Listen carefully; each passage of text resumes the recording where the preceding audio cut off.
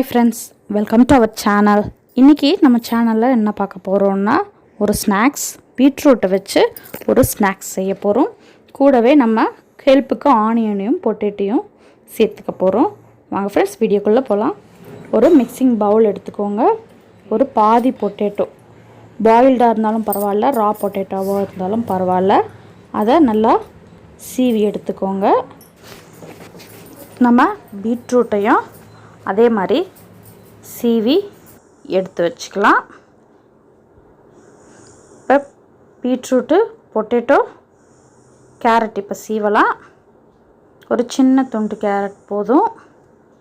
இதில் வந்து maximum beetroot இருக்கிற மாதிரி பார்த்துக்கோங்க. மீதியெல்லாம் சும்மா கொஞ்சம் கொஞ்சம் இருக்கிற மாதிரி பார்த்துக்கோங்க.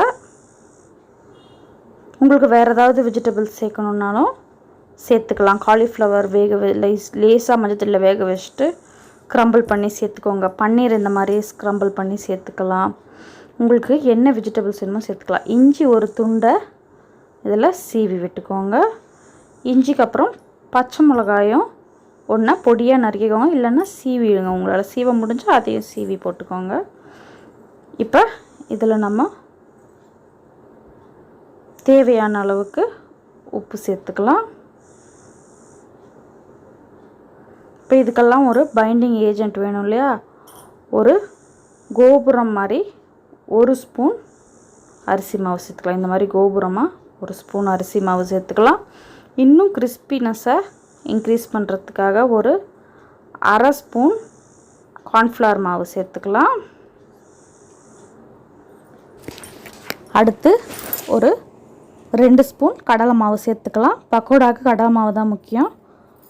2 ஸ்பூன் கடலை மாவுக்கு 1 ஸ்பூன் அரிசி மாவு, 1 ஸ்பூன் அரிசி மாவுக்கு அரை ஸ்பூன் கார்ன்ஃப்ளவர். இதுதான் வந்து ப்ரப்போர்ஷன். நீங்கள் நிறைய வெஜிடபிள்ஸ் சேர்க்குறப்ப, நிறைய செய்கிறப்ப நீங்கள் இந்த ப்ரப்போர்ஷனை வச்சு நம்ம இந்த மாவையும் அதிகப்படுத்திடலாம். ஏற்கனவே நம்ம பச்சை மிளகா போட்டிருக்கோம், இருந்தாலும் காரத்துக்கு ஒரு 1/4 ஸ்பூன் வெறும் மிளகாத்தூள் போட்டுக்கோங்க.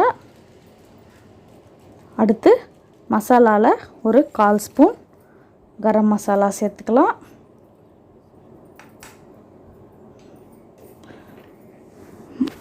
நார்மலாக நீங்கள் வெங்காய பக்கோடா போட்டிருப்பீங்க, முந்திரி பக்கோடா போட்டிருப்பீங்க. இந்த மாதிரி வெஜிடபிள் வச்சு பக்கோடா செஞ்சிங்கன்னா குழந்தைகளுக்கு நல்ல ஹெல்த்தி. ஜீரகம் கொஞ்சம் போட்டுக்கலாம். ஜீரண சக்திக்கு ரொம்ப ஹெல்ப் பண்ணும். மோஸ்ட்லி பக்கோடாவில் சோம்பு போடுவாங்க. நம்ம இன்றைக்கி வித்தியாசமாக ஜீரகம் போடலாம். பெருங்காயம் கொஞ்சம் சேர்த்துக்கலாம். ஏன்னா கடலை மாவு, உருளைக்கிழங்கெல்லாம் இருக்கிறதுனால பெருங்காயம் கொஞ்சம் சேர்த்து நல்லா கலந்து விட்டுக்கலாம். கருவேப்பிலை, கொத்தமல்லி, புதினா உங்ககிட்ட என்ன இருக்கோ அது எல்லாத்தையும் நல்லா வாஷ் பண்ணி நல்லா பொடியாக அரிஞ்சிக்கோங்க. பொடியாக அரிஞ்சு சேர்த்துக்கலாம். நான் இன்றைக்கி கருவேப்பிலை மட்டும்தான் சேர்த்துருக்குறேன். இப்போ இதில் தண்ணி ஊற்றாமல் நல்லா மிக்ஸ் பண்ணிக்கோங்க. தண்ணி வேணாம், அதுலேருந்தே தண்ணி வரும். நான் வெங்காயம் போட மறந்துட்டேன். ஒரு சின்ன வெங்காயத்தை நீல வாக்கில் அரிஞ்சு சேர்த்துக்கோங்க. நல்லா தண்ணி ஊற்றாமல் மிக்ஸ் பண்ணுங்கள். நான் இப்போ தண்ணியே ஊற்றலை. இந்த மாதிரி வரும். நான் பாயில்டு பொட்டேட்டோ போட்டதுனால இன்னும் கொஞ்சம் நல்லா பைண்ட் ஆகிருக்கு. நீங்கள் ரா பொட்டேட்டோ போட்டாலும் ப்ராப்ளம் இல்லை, பைண்ட் ஆகிடும். இல்லைனா லேசாக தண்ணி ஒரு ஸ்பூன் தெளிச்சிக்கலாம். அடுப்பில் கடாய் வச்சுக்கோங்க. கடாயில் எண்ணெய் ஊற்றிக்கோங்க. எண்ணெய் நல்லா சூடாகட்டும். எண்ணெய் சூடாகிடுச்சான்ட்டு செக் பண்ணிட்டு தான் நம்ம போடணும். ஒரு சின்ன பீஸ் எடுத்து போட்டு பாருங்கள், எண்ணெய் சுட்டுடுச்சான்னு தெரியும். நம்ம போட்ட பிறகு மீடியம் ஃப்ளேமில் மாற்றிக்கலாம். அது வரைக்கும் எண்ணெய் நல்லா சூடாகட்டும். எண்ணெய் சூடானவுடனே நம்ம எடுத்து பக்கோடா போடுற மாதிரி நல்லா இதை உதிர்த்து விடுங்க எண்ணெயில். பாருங்கள் எண்ணெய் எவ்வளோ சூடாக இருக்குது. நம்ம போட்ட உடனே பொரிஞ்சு மேலே வரும். இந்த மாதிரி போட்ட உடனே மீடியம் ஃப்ளேமில் வச்சுருங்க. நல்லா பொரியட்டும்.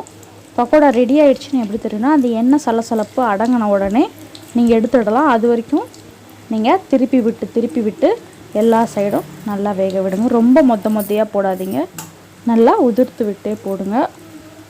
இன்னும் நீங்கள் இதில் நிறைய வெஜிடபிள்ஸ் உங்கள்கிட்ட என்னென்ன வெஜிடபிள்ஸ் இருக்கோ, கோஸ், கேப்சிகம், காலிஃப்ளவர், முள்ளங்கி, நூக்கல், என்ன வேணுமோ உங்களுக்கு என்ன இஷ்டமோ எது வேணால் நீங்கள் சேர்த்துக்கலாம். குழந்தை எதை சாப்பிட்லையோ அதை நீங்கள் இதில் இன்ஃப்யூஸ் பண்ணி கொடுங்க. பக்கோடா மாதிரி, வடை மாதிரி.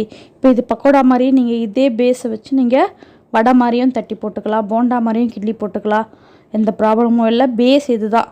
இதை நீங்கள் ஆயிலில் ஃப்ரை பண்ணி இல்லை கட்லெட் மாதிரி ஷாலோ ஃப்ரை மாதிரியும் கூட நீங்கள் பண்ணி கொடுத்துக்கலாம். கட்லெட் செய்கிறப்ப நீங்கள் மேலே பிரெட் க்ரம்ஸ் ஒண்டி தூவிட்டு கட்லெட் செஞ்சுக்கலாம்.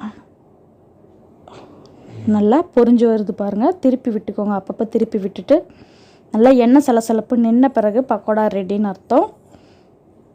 இந்த மாதிரி நல்லா இதில் நீங்கள் இன்னும் ஒன்று கவனிக்கணும், செவந்து வருதுன்ட்டு வெயிட் பண்ணிக்கிட்டே இருக்காதீங்க. பீட்ரூட் ஏற்கனவே ரெட் கலரில் இருக்கும். அதனால் நீங்கள் நல்லா செவந்து வரட்டும்னு விட்டிங்கன்னா கலர் வரும், ஆனால் டேஸ்ட்டு போய் தீஞ்ச மாதிரி ஆகிடும். கலரை பார்க்காதீங்க, இது பீட்ரூட்டு ரெட்டாக தான் இருக்கும். அதனால் எண்ணெய் சலசலப்பு அடங்கின உடனே எடுத்து சர்வ் பண்ணிடலாம்.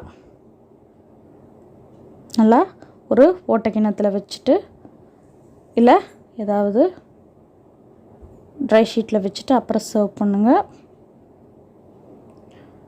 இப்போ இது மேலே நம்ம கார்னிஷிங் பண்ண போகிறோம். கார்னிஷிங்க்கு ஒரு 2லேருந்து 3 பல் பூண்டை தட்டி வச்சுக்கோங்க. ஒரு கொத்து கருவேப்பிலை சேர்த்து எண்ணெயில் நல்லா பொரிச்சிக்கோங்க. நல்லா பொரிஞ்ச உடனே இதை எடுத்து, கருவேப்பிலை டக்குன்னு பொரிஞ்சிடும், பூண்டு கொஞ்சம் கோல்டன் ப்ரௌனாக வரட்டும். இதை எடுத்து மேலே கார்னிஷ் பண்ணி கொடுத்தீங்கன்னா சுவையான பக்கோடா. நீங்கள் கடையில் போய் வாங்குகிற பக்கோடா விட நீங்களே உங்கள் வீட்டில் உங்களுக்கு பிடிச்ச வெஜிடபிள்ஸில் செய்கிற இந்த டேஸ்டியான ஹெல்தியான பக்கோடாவை உங்கள் வீட்லேயும் செஞ்சு பாருங்கள். கண்டிப்பாக உங்களுக்கு பிடிக்கும். நீங்கள் செஞ்சு பார்த்துட்டு எப்படி வந்துச்சுன்ட்டு கமெண்ட்ஸில் சொல்லுங்கள் ஃப்ரெண்ட்ஸ். இந்த வீடியோவுக்கு ஒரு லைக் பண்ணிவிடுங்க. உங்கள் ஃப்ரெண்ட்ஸுக்கும் இதை ஷேர் பண்ணிவிடுங்க.